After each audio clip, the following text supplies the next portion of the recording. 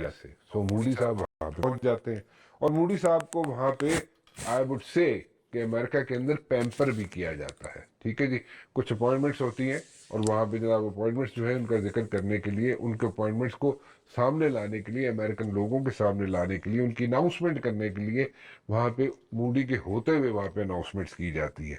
और the other hand अगर हम देखें तो पाकिस्तान जो है वो अपने कंसर्न्स रेज कर रहा है और जनाब वो कह रहा है जनाब misleading mention in US India statement surprises Pakistan. चलें, मेरे ख्याल में it's no surprise because India को अमेरिका अपना अलाय समझता है, जैसे मैंने पहले कहा था। दूसरे जनाब यहाँ पे कहा जाता है जनाब Trump Moody joint statement one sided misleading Pakistan कह रहा है जनाब। और फिर जनाब एक और स्टेटमेंट आ जाती है यहाँ पे कि Islamabad indignant after US offers F-35 jets to India. So F-35 jets जो है वो पहले टर्की को ऑफर किए गए थे प्रोबेबली, और टर्की ने इसको टर्न डाउन की थी इस ऑफर को, लेकिन उसके बाद मेरे ख्याल में टर्की को हीट फेस करनी पड़ी थी। एनीवेज, डॉक्टर हुमन आज मेरे साथ मौजूद है, मैं उनसे पूछ लेता हूँ, उनसे ज़रा माहिराना इनपुट ले ली जाए तो वो ज़्यादा बेहतर है, क्योंकि वो ऑथेंटिक ज़्यादा होगी उनकी इनपुट। जी डॉक्टर साहबा। Sound fine? Cool. Let's roll. So guys, फिर से डॉक्टर साहबा, देखिए जी, जब से उन्होंने प्रेसिडेंसी संभाली है ट्रम्प साहब ने, ये तीसरा हेड ऑफ द स्टेट का विजिट है। पहला विजिट था इजरायली प्राइम मिनिस्टर का, दूसरा विजिट था जापानीज प्राइम मिनिस्टर का, और ये तीसरा विजिट था इंडियन प्राइम मिनिस्टर का। यानी कि जो कोर अलाइज हैं उनको ये ऑडियंस मिली है। तो एक बात पे इसको इबाम बिल्कुल खत्म हो गया कि India is seen as a core ally by the United States. और जो मुलाकात हुई, जो बातें हुई, उसमें फॉर एग्जांपल जो टेररिज्म के हवाले से पाकिस्तान का नाम बिला वजह घसीटा गया, इट कुड बी अवॉइडेड। और ये बात बिल्कुल वाज़ेह हो जाती है कि ये इंडिया की फरमाइश पर उनको अकोमोडेट करने के लिए, उनको अपीस करने के लिए किया गया। इसके अलावा भी आपको पता है कि एक बंदा जो है इसको एक्सट्रीडेट किया गया, और उसके साथ साथ जो डिफेंस कोऑपरेशन है उसमें आप कदर इजाफा देख रहे हैं। उस डिफेंस कोऑपरेशन में कुछ मसाइल भी हैं। फॉर एग्जांपल ये जो F-35 है, मेरा एयरफोर्स का तो बैकग्राउंड नहीं है, लेकिन ये अमेरिकन मशीनरी है और इंडिया के पास पूरी रशियन कॉन्स्ट्रक्ट है फौज का ज़्यादातर। तो इस लेवल पर लाना और उसको ऑपरेशनल करना और उसको इस्तेमाल करना इंडिया के लिए भी खासा हाई ऑर्डर है। लेकिन क्योंकि ट्रम्प जो है वो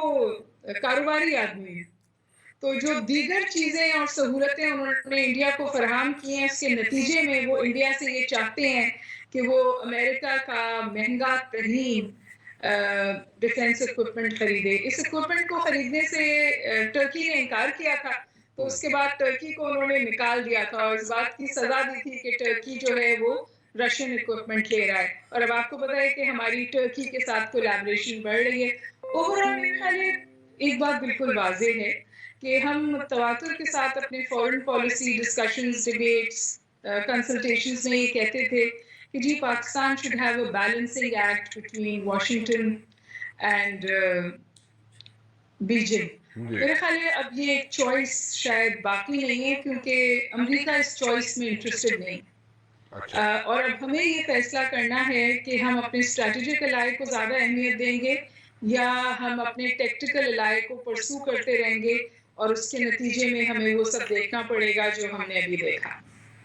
डॉक्टर साहब, जो मिलिट्री हार्डवेयर है इंडिया का वो तो एक मिक्स है, इसमें इजरायली हार्डवेयर भी है, उसमें उसमें रशियन हार्डवेयर भी है, उसमें अमेरिकन हार्डवेयर भी है, but this is like expensive machine. जब हम F-35 की बात करते हैं तो दिस इज एक्सपेंसिव मशीन।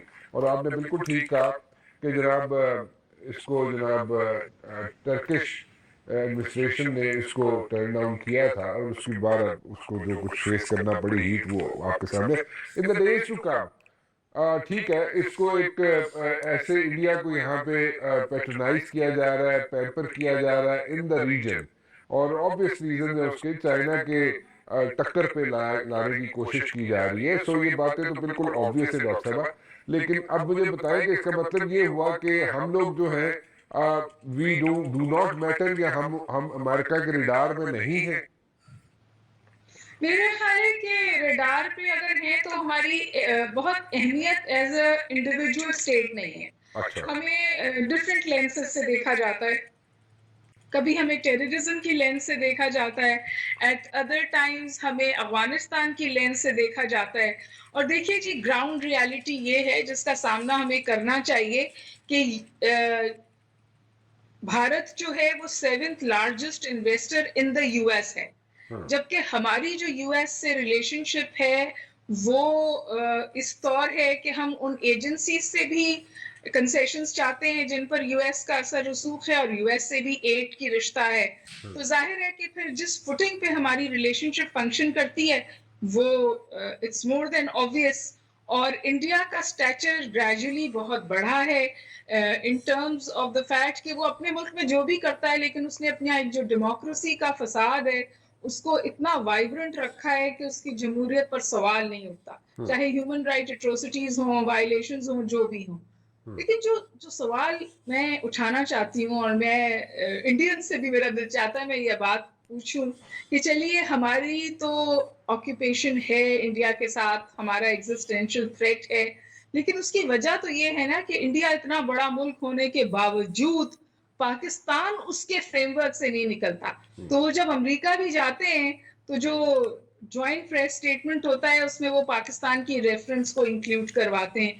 तो आई डोंट अंडरस्टैंड कि इंडियन साइकी जो है उसमें इतनी इनसिक्योरिटी क्यों है। और आप पीछे देख लीजिए, वो कोई ऐसा मौका हाथ से नहीं जाने देते जहां वो किसी तौर पाकिस्तान को मिलाइन करें या एंटी पाकिस्तान प्रोपेगेंडा करें, बावजूद इसके कि पाकिस्तान में बहुत सारे अकोमोडेशन की है इंडिया के हवाले से भी, उनके कंसर्न्स के हवाले से भी, फेंसिंग ऑफ द बॉर्डर है और कई चीजें।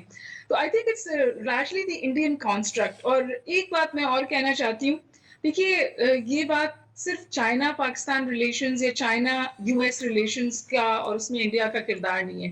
दरअसल बात ये है कि ये चॉइस बाय चॉइस इंडिया ने ये फैसला किया है कि वो खित्ते को पीछे छोड़कर, खित्ते के मफाद को पीछे छोड़कर वेस्टवर्ड अपनी थ्रस्ट रखेगा और रिलेशनशिप्स को बिल्ड करेगा। और उसके लिए ना साउथ एशिया अहम है, ना इरानियन बेल्ट अहम है, ना सो ये सब जरूरतें उसने यहाँ से अपनी पूरी की हैं, लेकिन वो इस वक्त कन्वर्जेंस में है वेस्टर्न वर्ल्ड से, बिलखुसूस अमेरिका के। मैं तो ये कहना चाहती हूँ कि अमेरिका को सोचना चाहिए कि क्या इंडिया कभी अपने इंटरेस्ट के ऊपर अमेरिकन इंटरेस्ट को फौकियत देगा।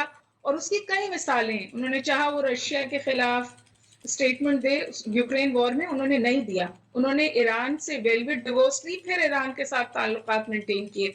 तो इंडिया असेंशली अपने तौर पर चलता है और अपने हिसाब से चलता है। और इस वक्त भी जबकि लद्दाख की सिचुएशन हुई, चाइना के साथ उनका एक नेट सिक्योरिटी प्रोवाइडर का स्टेटस और ये कन्वर्जेंस के जी वो चाइना के खिलाफ खित्ते में खड़े होंगे और शायद दुनिया में खड़े होंगे, उनके ट्रेड वॉल्यूम्स तो चाइना से बढ़ते जा रहे हैं। उसके हवाले से तो कोई 2024 में भी बढ़े हैं। तो मेरा ख्याल है कि इंडिया अपना इंटरेस्ट लेके बहुत अच्छी तौर पर प्ले कर रहा है यूएस को भी, और इसको हेजिंग कहते हैं इंटरनेशनल रिलेशंस में। तो इंडिया हेजेस रियली वेल। तो वो इसमें मुझे एक बात नहीं समझ आई।